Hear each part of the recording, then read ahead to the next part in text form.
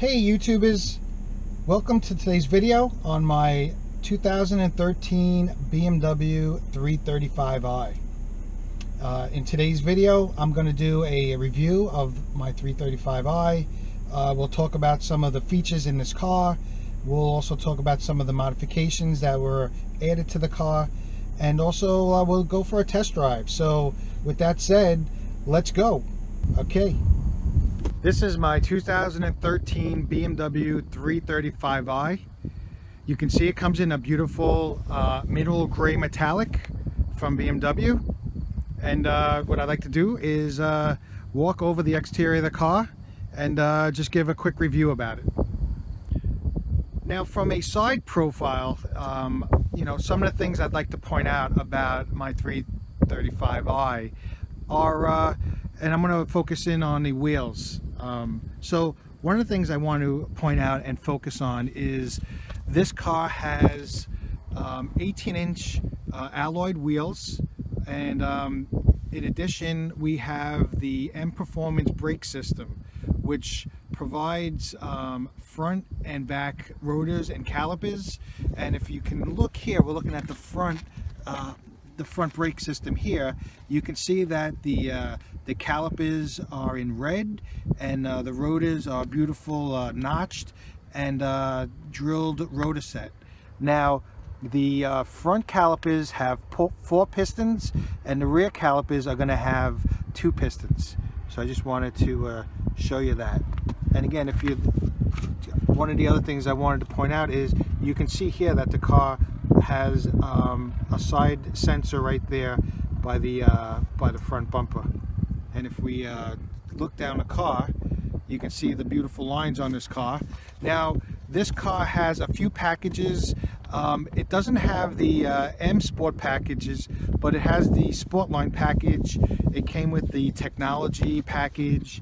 It came with the driver's assistant package, the technology package, cold weather package, and again, in addition to that, I added some additional M Sport parts to it. One of the things I would like to point out about this 335i is the front stance of the car. It looks like a bulldog stance when you look at it front on. Now, one of the things I'd like to point out is that I put on a M Performance bumper.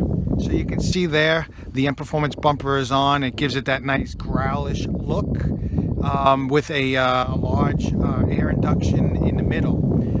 Also wanted to point out that this car does have a lot of Dinan upgrades, which we'll get to in a minute. You're looking at a Dinan intercooler is one of the upgrades right there in the center of the front guys, we're going to be test driving my BMW 335i, and you know, we're going to talk about some of the features and that came with the car, and some of the modifications that I personally put on the car. So as we go for a drive in this, the 335i this year, this is a 2013 year model, has the N55 engine. Now the N55 engine was rated from the factory with around 300 horsepower and around 300 foot-pounds per torque. One of the great things about the N55 engine was that the torque was totally linear, and it came on almost instantaneous at low RPMs. So you know, that's one of the things I wanted to point out about this car. You can see the car has, its interior is beautiful. I mean, it has this coral red leather interior. You know, it has a lot of different or I should say premium type packages that were put on this car by BMW. Just to name a few, the technology packages in here. It has heads-up display. It has iDrive. Also, the Sportsline package was put in the car as well. So when I got this car as a second owner, there was a bunch of really cool performance modifications done to this car. Now, since I've owned this car, I have put in some additional aftermarket modifications myself, specifically from Dinan.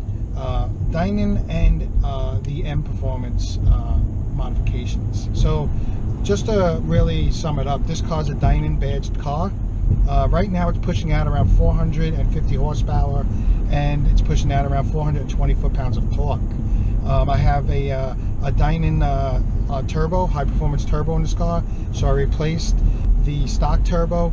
This car also has the Dinan cold air intake.